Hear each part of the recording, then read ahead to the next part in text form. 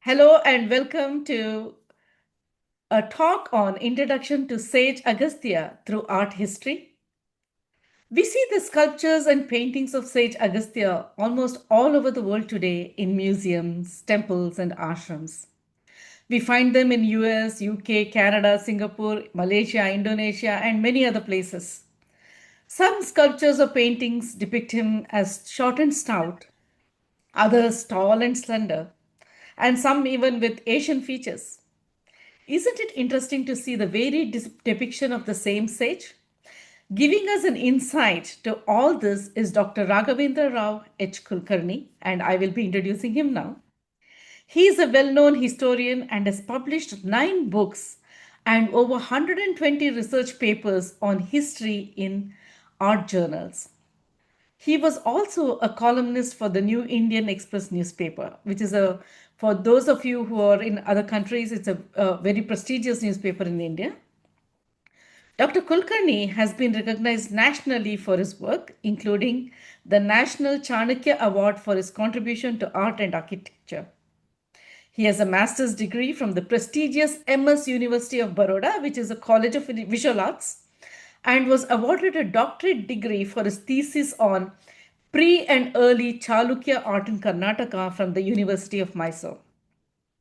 Dr. Kulkarni has also served as a member of research and jury of the National Exhibition for Lalitakala Academy in New Delhi, which is the capital of India, and it is again a very prestigious institute for art and architecture. And he's been an advisor to the TTD Museum of Tirumala, a very famous temple in India. I will be posting a detailed background along with the video. Without further delay, I request Dr. Kulkarni to give us an introduction to Sage Agastya through art history. Dr. Kulkarni? Thank you, Anuradha. Thank you very much, and all the participants. Pranamam. Today is Ekadashi here, the 11th day. Very important day. Tomorrow we are going to celebrate Tulsi Vivaham, and of course, some perform today itself. And the day is coincidentally corroborating with a lot of things which we speak about Agastya. Let me share my PPT. I have done a small PPT so that along with that we can, I think you have to give me permission, Anuradha. Permission, you have to grant the permission so that I can.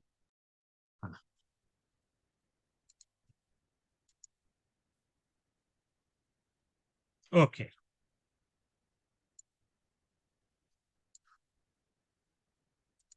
We can see the screen, Dr. Kulkarni.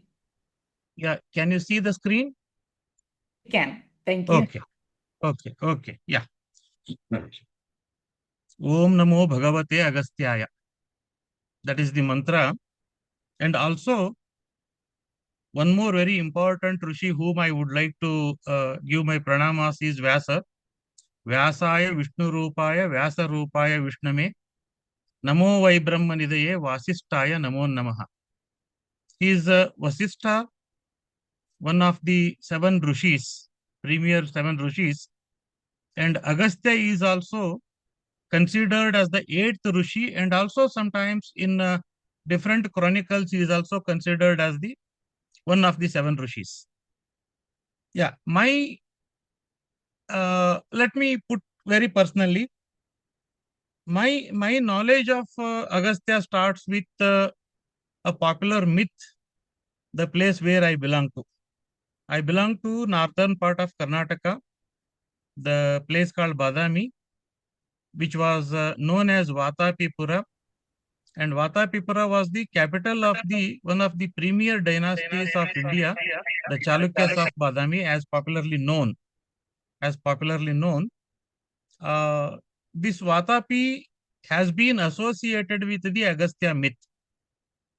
And that, see, when we were young, we were told that the Rishi Agastya reached this place and he encountered with the 2 brothers, Vatapi and Ilvala. And these 2 brothers were demons and they were cannibals. and they used to enjoy the human meat and human flesh, of course. And Ilvala and Vatapi usually had their plan, like Vatapi would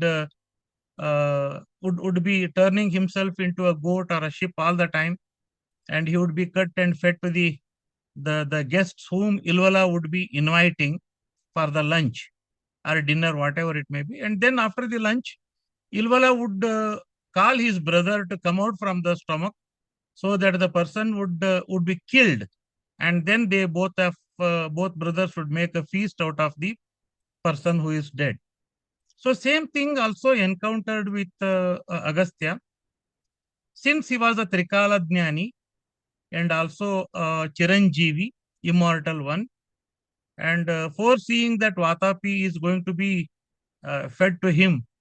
And what he tells very interestingly, Vatapi Jirno Bhava, Vatapi, you are digested. So then Vatapi would never come out from his stomach. So that is how the story starts with the identification of name Vatapi.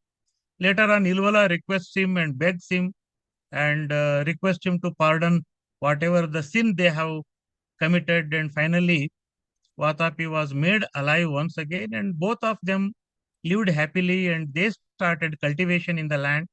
And water body, a huge water body, more than say 100 acres of a land, the water body which is amidst the two hills, southern hill and northern hill.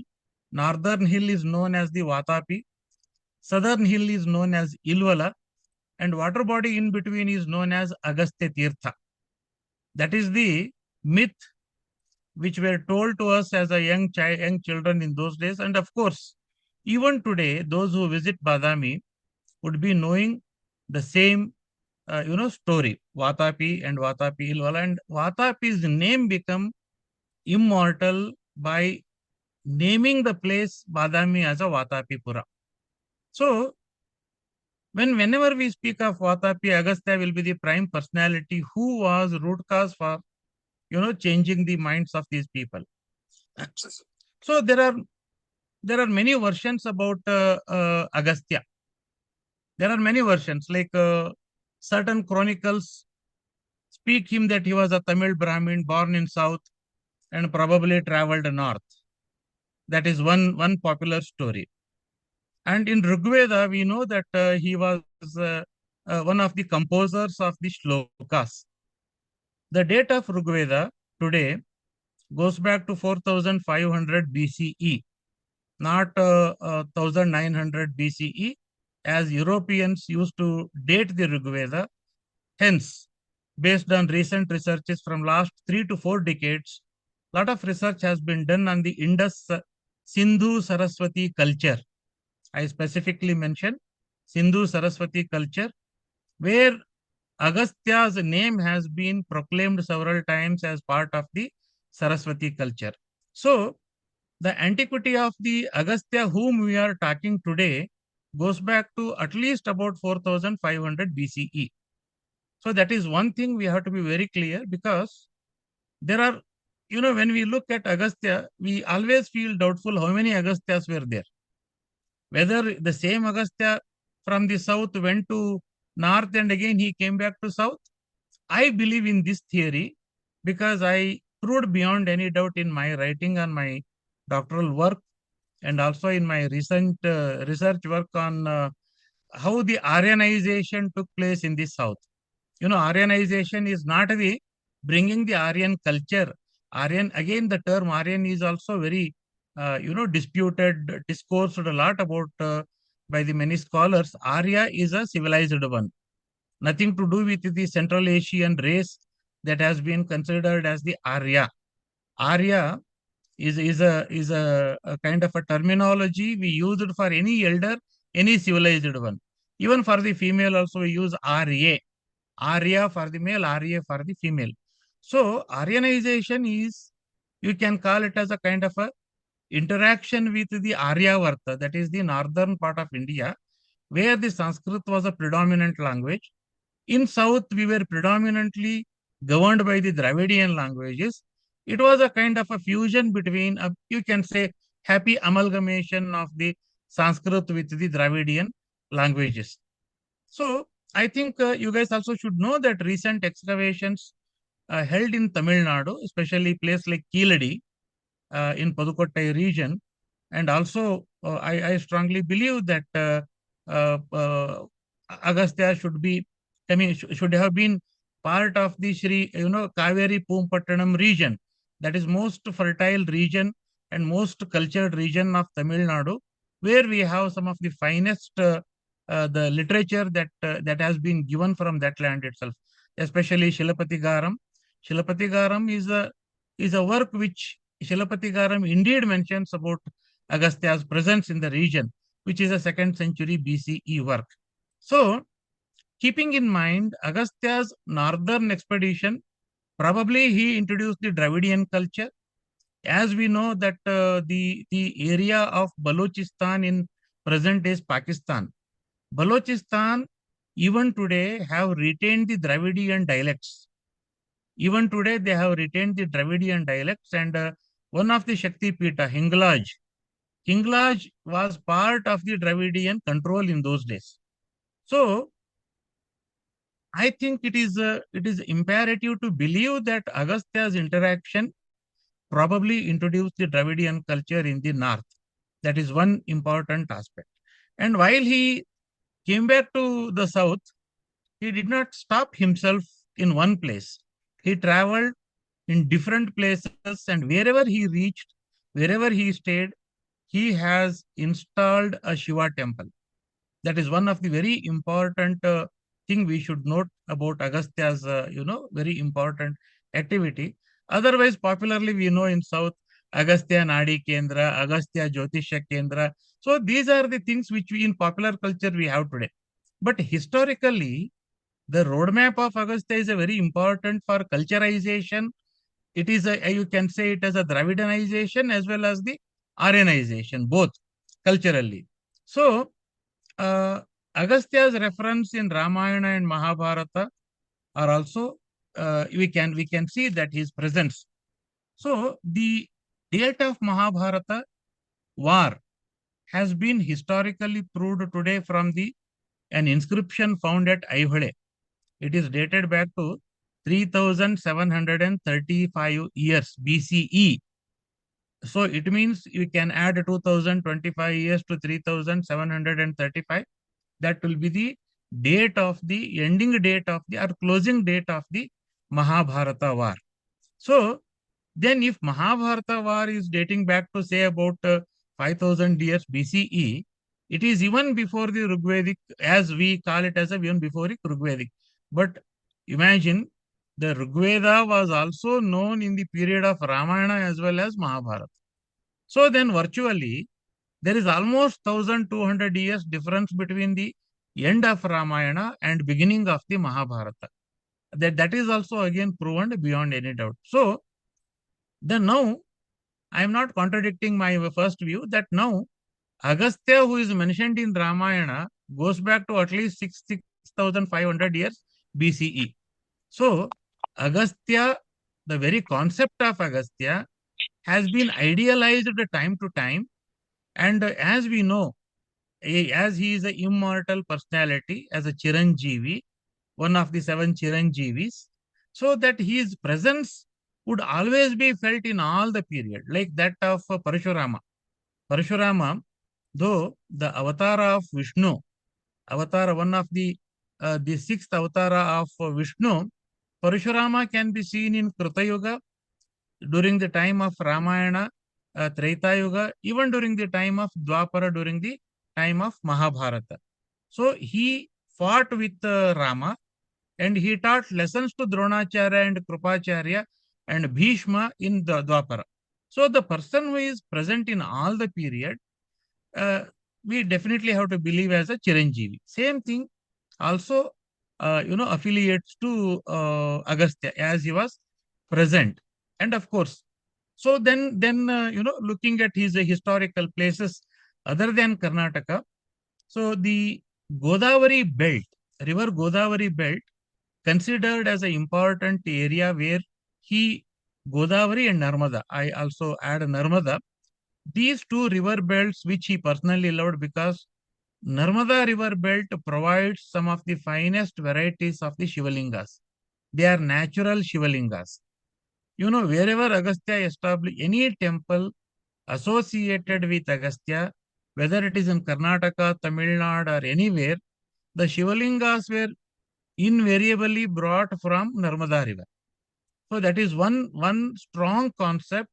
The Agasteshwara or temple installed by Agastya always, have the Shivalinga, even if it is a carved Shivalinga. That is also considered as a Narmadodbhava Shivalinga. So Narmada river becomes an important, you can say kind of an example, which set in a later period also. Even now also, Narmada Shivalinga is considered as the most auspicious Shivalinga. So he is also associated with Rudraprayag in Uttarakhand. He also traveled to Rudraprayag. An ashrama named after Agastya is even today present in Rudraprayag. And Nasik in Maharashtra. Nasik, as we know that Nasik is the place where river Godavari was born, Trayambakeshwara. Trayambakeshwara was said to be installed by Agastya, one of the Jyotirlingas. One of the Jyotirlingas. And Kanauj is again on the bank of river Narmada in Madhya Pradesh. Kanauj was also a place where he visited and installed a temple, a place called Maheshwara on the bank of river Narmada. There also he installs a Shivalinga. But what is a very interesting thing is when we inquire about his fathers and parents, we only get to know about his father. Mother name is not at all known in any of the literature. So father name is supposed to be Pulastya. Rishi Pulastya was a very influential person when he lived, when he was Rishi. And after that, of course, there are many stories connected with Pulastya. But how he was born, how he was grown up, and his about childhood, we hardly have any information. That requires probably a deep study with some evidences in, if at all, some literature available in Tamil. I don't know. I mean, I think Anuradha, you need to look into it because Agastya's spiritual oration, spiritual guidance is one aspect. But looking at Agastya as a personality is a very important aspect because he is like uh, he is like Gajaraja Swamigal only. Okay, okay. So yeah, of course. Now let me get into some other interesting thing. See, when I looked for the Agastya sculptures, Kanchipuram Kailashanatha temple has two examples. Kanchipuram Kailashanatha temple, which is around 700 CE, Kailashanatha temple was built by Narasimhavarman of Pallava dynasty. And as Anuradha said in the beginning, he was a stout, short, and pot-bellied and dark. Naturally, these are the features of any Indian. Even you could have noticed in my first slide, which is taken from Bihar Patna Museum, though he looks very handsome in the image, but his features are like Yaksha, like a short, stout, and fat, of course, with the complexion we don't know. But of course, in text it is mentioned that he was a dark complexioned person, like Krishna. Krishna Varne Agastyaha. So that is how it is being mentioned. So it becomes very clear that he belongs to South after having seen number of sculptures. Even today, when I browsed through various sources, various the websites which speaks about the worship of Agastya in Tamil Nadu and deep south, so his sculpture has been carved exactly the way we speak in the textual sources. So here are the two sculptures you can see in one in Yogapatta on the left hand side. The one he is sitting on a typical the person the way he sits on a chair on an asana. Again, his features are exactly like a rishi, exactly like a rishi. So it is also true that Agastya is a Gotra Rishi.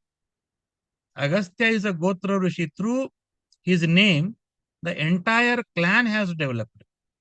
Entire clan has developed. That's why he's a visual representation also has a similar features. So now getting back to the uh, you can see the slide. I suppose my slide is moving. Indian map I have given with a lot of information on that. How Agastya's association has been established with the deep south, especially my state of Karnataka, as I was thoroughly looking for my studies in those days. So the one very important story myth has been enumerated in Kaveri Mahatme. Kaveri Mahatme, you can also call it as a Kaveri Purana, which is associated with Bhagamandala of Kurg. So, of course, the story in Kaveri Mahatme, it has been said that Lopamudra happened to be the daughter of the king of Vidarbha. Vidarbha is now associated with the Nagpur region of Maharashtra. Nagpur region of Maharashtra. But same Kaveri Mahatme speaks that Lopamudra is the one who turns into river Kaveri because of Ganesha and also a crow, where the story is a very popular story. Of course, even today, during month of August, September, Kaveri Udbhava, Kaveri Tailodbhava, Kaveri Jalodbhava will happen. The river Kaveri comes out of the earth on that particular day, that particular moment, but particular minute and particular second. So this is how perfectly our Vedic Panchangam, again Agastya is the root cause for this Panchangam, okay, informs us that how Kaveri comes out and the one Lopamudra becomes Kaveri. So surprisingly, if we trace the entire route of Kaveri up to the Bay of Bengal, all important Shiva temples which are associated with Agastya are situated on the either bank, almost on the banks of river Kaveri. Okay. So including Brihadishwara temple, Tanjavur. Including Brihadishwara temple at Tanjavur. Starting from Mysore, starting from Bhagamandala and entering into the Tamil Nadu. So wherever if you take the path of Kaveri, we can definitely trace a very good number of temples directly associated with Agastya. So yeah, this is now you can look at Vatapi Lake.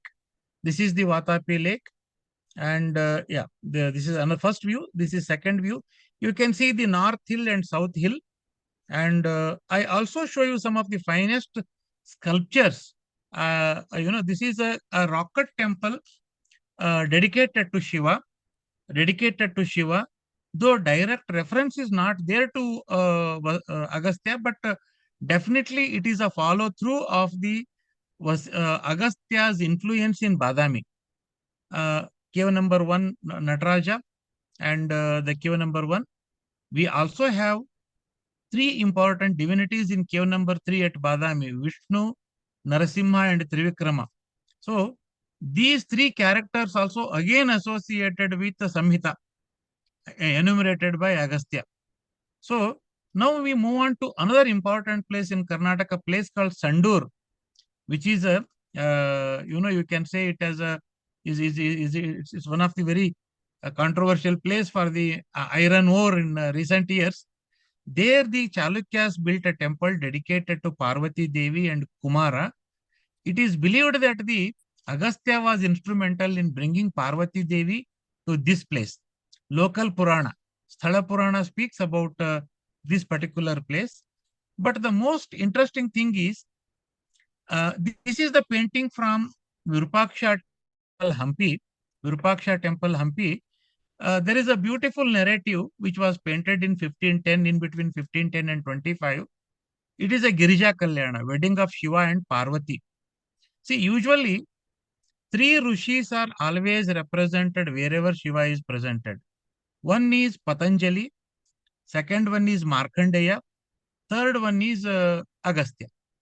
Markandeya was a child devotee of Shiva and who gave him life after defeating Yama. That's why he is called Kalamurti. And Markandeya became a close associate of Shiva. Patanjali was the one who always represented half serpent and half human being. And as Shiva is also known as Yogishwara. Patanjali represents the Kundalini, which is associated with the Kundalini is associated with the Samyak Jnan, ultimate knowledge, and also associated with the one of the yogic posture or ultimate renunciation through yogic posture, which is Kundalini. So that's why Patanjali is also associated. Agastya, intrusion of Agastya is again associated in a very interesting story where he was instrumental in, arranging the marriage where Brahma became Purohita and Vishnu and all the retinue were part of this wedding. So this painting has a representation of Agastya. And of course, I identified it almost 25 years ago. I wrote about it also. So now I show you very interesting story how Agastya become completely immortal even in the 18th, 19th century. This is the place called T.Narasipura near Mysore. Tirumala Narsipura, where river Kaveri, Kabini, and another river, three rivers confluence in this particular place. This is right on the bank of river Kaveri. The temple was built in 10th century. The myth also goes back to the same period, even much before that.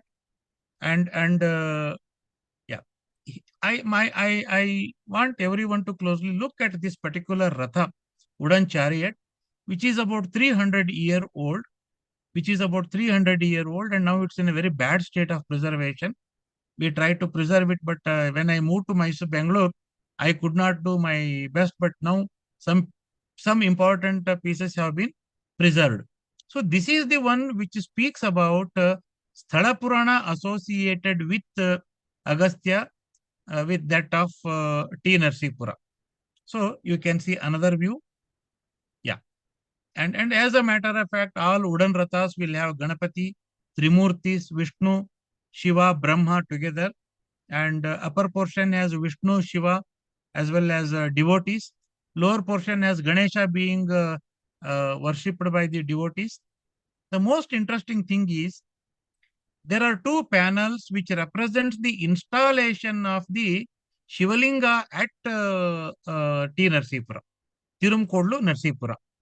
Tirumala Narsipura means three rivers where the confluence is a Narasimhapur. Narsipura is the name of a Narsimha. So there is on the northern bank, we have two temples, Agasteshwara and Hanumanteshwara. On the southern bank, we have the Narsimha temple, which is also popularly called Gunja Narsimha, which was built by Vijayanagara kings and of course later on developed by the Mysore Wadayars. So the interesting story is associated with Agasteshwara and Hanuman. Hanumanta is a one person always supported Agastya to get the Shivalingas from the Narmada river. So here also the story goes like that when Agastya wanted to establish a Shiva here, install Shiva on the bank of Triveni Sangama or the confluence of the three holy rivers of the south. So he requested Hanuman to get a suitable Shivalinga from Narmada. The story is so interesting, Sthala Purana, that Hanumanta goes to Narmada river and search for a suitable Shivalinga and he gets a Shivalinga. But the interesting thing is Rishis and Munis have a very peculiar, beliefs. So he had already ordered, requested Hanumanta to come in a particular time so that the auspicious time should not be passed. He should install a Shivalinga on that particular day, particular time. So there was a considerable delay in reaching back to T. Narsipura by Hanumanta. So he did not wait for Hanumanta. What he did, he took the sand of the river and he created a Shivalinga and he installed it before the arrival of Hanumanta. See, the most interesting thing is, even today, the tradition of making Shivalingas out of the sea sand or the river sand is in practice. If you follow what I suggest, I mean, if you are aware of when Rama camped near Rameshwara, and he stayed there for 9 days. In Devi Purana, it is mentioned that Rama was to cross the river, cross the ocean to attack Ravana. They were unable to construct the bridge on the Samudra. That is what we call Samudra Setu. So Narada comes to the Rameshwaram place and advises Rama, you worship Devi, Navadurgas, and you fast for the 9 days, and then install Shivalinga. Then you start construction of the Setu Bandha, so that will be successful. That is what Rama did. He lived there and he did 9 day fasting during the Navaratri time, and he installed Shivalinga using the sea sand. That is again very important, sea sand. And then he started construction. Today, what the many European colonials named as Adam's Bridge. It's supposed to be the Setu Samudram, and it is proven beyond any doubt today. Similarly, Agastya was responsible to establish Shivalinga with made out of sand here in T.Narasipura. So the most interesting thing is, see, here is an image of you can look at after the completion of the installation, performance of yajna vagaira and all these things, and he bowed down to the fire and see the character of Agastya. This is carved in a wood. This is carved in a wood, part of the chariot, temple chariot. So the next thing is unimaginable. You know, Hanumanta, when on his arrival, realizes that Agastya has already established Shivalinga, and he did not wait for his arrival. You know, he get angry, and he goes out of his control as a Hanumanta, as we know, Kapichesta, as a natural instinct of angerness and fires. He hits upon the face of the Shivalinga with his strong fist. Since it is made out of sand, there was a small cavity created on the Shivalinga. Okay, this narrative, what you see here, is the same thing where Hanumanta is rushing and holding Shivalinga and trying to hit upon, and of course, Agastya, who is sitting next to it, telling him, come on, don't hit, and whatever done. So, see, I have a close-up, you can look at. Here is the image, and he is holding a small stone, which is supposed to be Shivalinga, and already Shiva has been installed and worshipped by Agastya. So, here, look at the face of Hanuman, very fearful face. Artist was true to the, the narrative that has been said in the text. Okay, so very imaginative in the way the presentation of the image has been represented. But most interesting thing what turned out is, so then he pacifies Hanumanta and tell that the Shivalinga which has been brought by him will also be installed, and it is installed in another temple just about 100 meter, not even 100, 50 meter away from the main temple today, called as the Hanumanteshwara. See, Agasteshwara, Hanumanteshwara, two. Hanumanta was part of Ramayana story.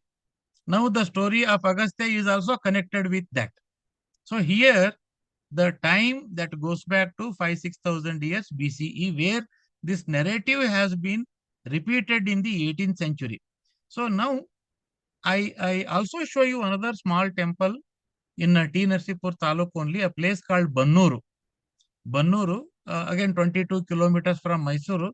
There is a temple dedicated to Hanumanteshwara, and on the Dhvajastamba of the Hanumanteshwara temple, Hanuman, the concept was already there, and the Hanuman carrying the Shivalinga in the hand. So, wherever Hanuman carries a Shivalinga in the hand, it also directly indicates that he is carrying Shivalinga for Agastya only.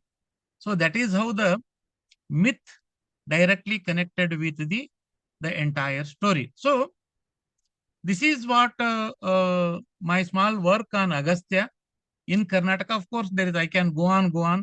I don't want to take time and since it's a early morning for you guys and for me it is a evening, almost 12 hours we are in a time period. So I think Anuradha, you also have a same image on your